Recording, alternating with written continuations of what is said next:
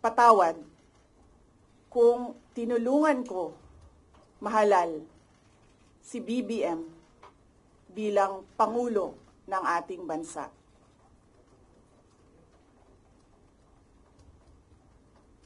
Patawad kung hanggang ngayon ay marami pa ring Pilipino ang nalulunod sa baha ng dahil sa malawakang korupsyon.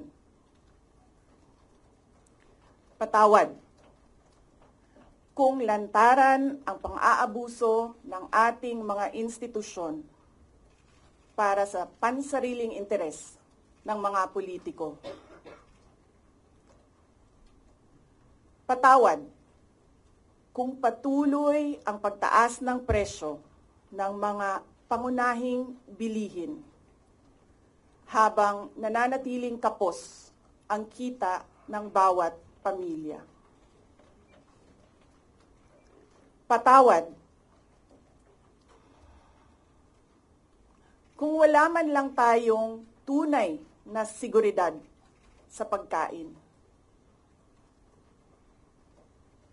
Patawad kung may nagkakasakit at binabawian bigla ng buhay dahil sa kakulangan ng maayos at epektibong healthcare system.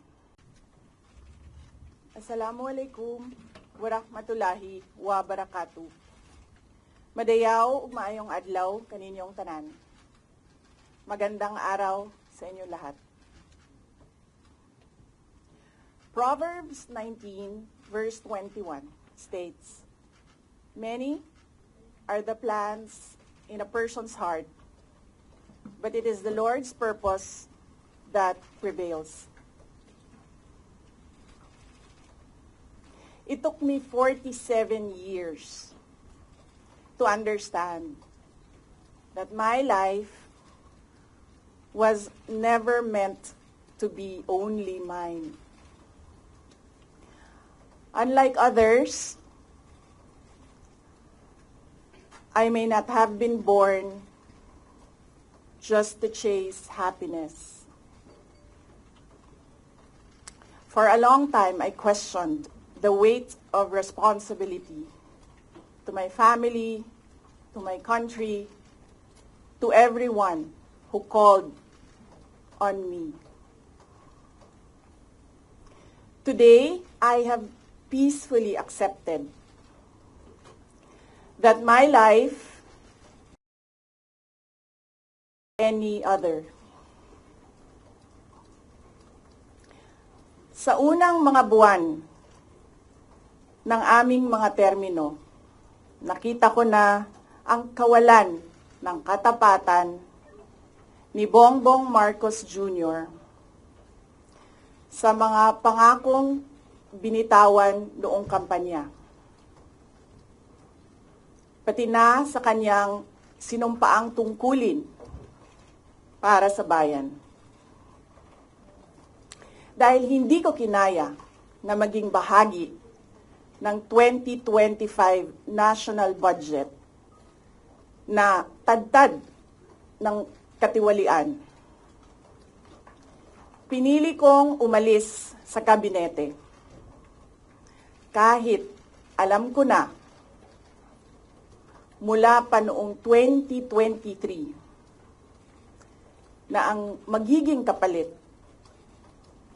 ay ang aking impeachment. Mga kababayan, humihingi ako ng paumanhin. Patawad kung tinulungan ko mahalal si BBM bilang Pangulo ng ating bansa.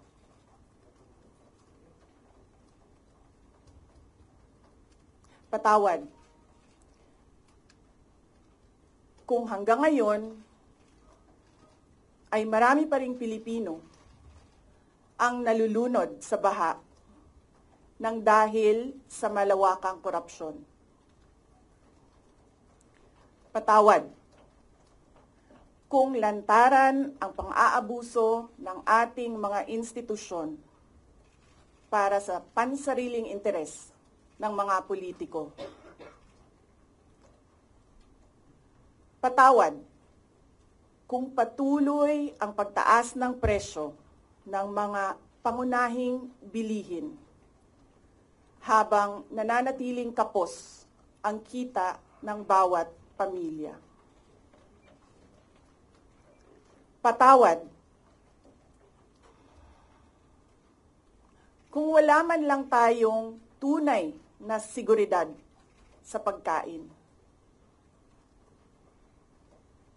Patawad kung may nagkakasakit at binabawian bigla ng buhay dahil sa kakulangan ng maayos at epektibong healthcare system.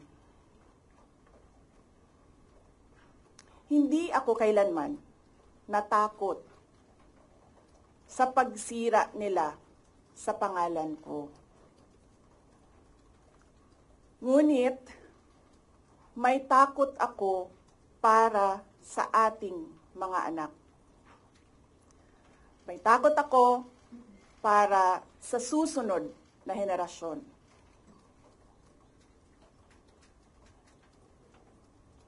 May takot ako para sa mga kababayan nating walang bahay sa ibang bansa. Walang pangalawang pasaporte, walang ibang matatakbuhan kundi ang Pilipinas. Kahit ito'y patuloy na nalulugmok sa kahirapan. Na ako'y kahadlok, nga moabot ang adlaw na dawaton na lang nato ang kapobrihon isip kapalaran. Nga maanad na ta sa sayop, nga mawad-an na lang ta og paglaom.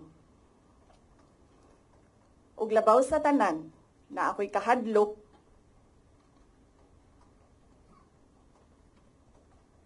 nga moabot ang adlaw nga wala na tay Pilipinas nga ikahatag sa atong mga anak.